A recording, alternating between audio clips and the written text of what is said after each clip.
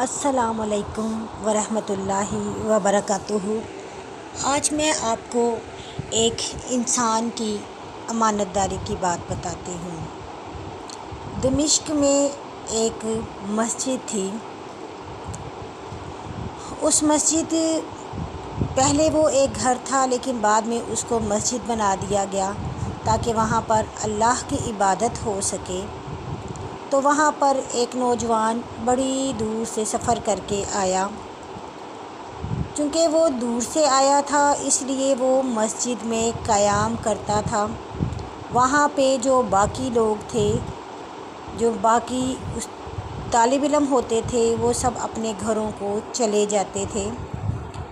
وہ لڑکا پہلے دن انتظار کرتا رہا کہ چلو کچھ کھانے کو مل جائے، لیکن کسی نے بھی اس کو کھانے کا نہ پوچھا۔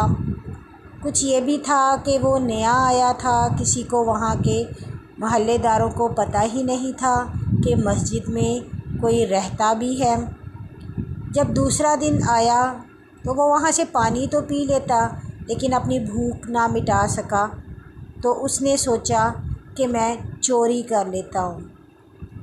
کیونکہ گھروں کی چھتیں ساتھ ساتھ ملی ہوئی تھیں، وہ پہلے گھر کی چھت پر گیا۔ جب اس نے ادھر سے جھانکا تو وہاں پہ کچھ عورتیں تھیں۔ وہ اگلے گھر چلا گیا۔ اگلے گھر میں بہت مزیدار کھانے کی خوشبو آ رہی تھی۔ وہ اندر گیا، اس نے دیکھا کہ گھر میں کوئی نہیں ہے۔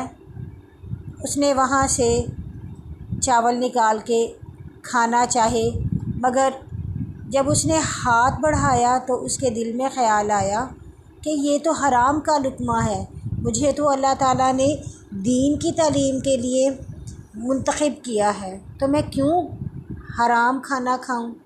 وہ یہی سوچ کر واپس آ گیا اور آ کر استاد کی صحبت میں بیٹھ گیا۔ استاد صاحب پڑھا رہے تھے، لیکن چونکہ اسے بہت زیادہ بھوک لگی ہوئی تھی، اس کو کچھ سمجھ نہیں آ رہی تھی۔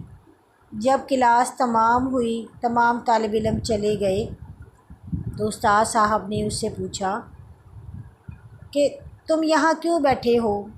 تو اس نے بتایا کہ جناب میرا گھر بہت دور ہے، تو میں تو ادھر مسجد کے ایک کونے میں ہی بیٹھ جاتا ہوں، اور جب آپ کی جماعت کا ٹائم ہوتا ہے تو میں آ کر آپ کی کلاس لے لیتا ہوں۔ اتنی دیر میں ایک عورت نقاب کیے ہوئے پردے میں آتی ہے اور آ کر امام صاحب سے کوئی بات کرتی ہے۔ اس پر وہ آدمی چونکہ دور بیٹھا ہوتا ہے، وہ طالب علم دور بیٹھا ہوتا ہے، اسے سمجھ نہیں آ رہی ہوتی کہ یہ کیا بات کر رہے ہیں۔ وہ عورت یہ بات کہہ کر مسجد کے دوسرے کونے پر چلی جاتی ہے۔ تو جو استاد صاحب ہیں وہ لڑکے کو دوبارہ بلاتے ہیں اور پوچھتے ہیں کہ کیا تمہاری شادی ہو چکی؟ تو وہ لڑکا کہتا ہے نہیں جناب، ابھی شادی نہیں ہوئی۔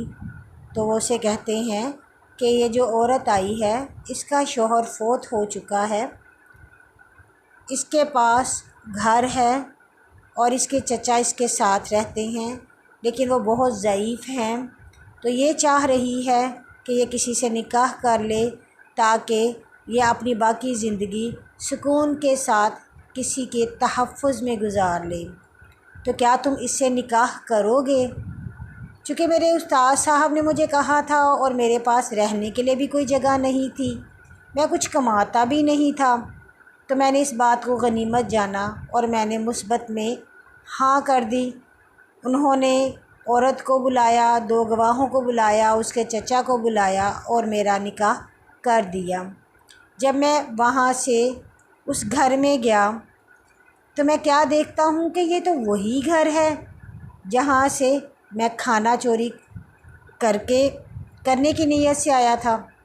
اس کے بعد وہ اپنی بیوی کو دیکھتا ہے جو بغیر حجاب کے آتی ہے، تو کیا دیکھتی ہے کہ وہ تو بہت خوبصورت ہے۔ وہ اسے پوچھتی ہے کہ کیا آپ کو بھوک لگی ہوئی ہے؟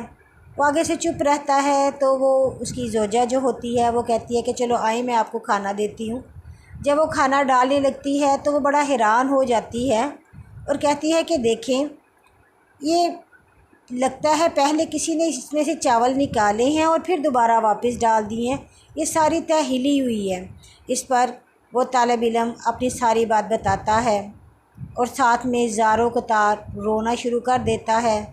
تو اس پر اس کی بیوی اسے کہتی ہے کہ دیکھیں آپ نے حرام لقمہ کھانے سے انکار کیا تو اللہ تعالیٰ نے نہ صرف آپ کو غنی کر دیا بلکہ آپ کو حلال طریقے سے وہی رزق بھی عطا کر دیا ہے۔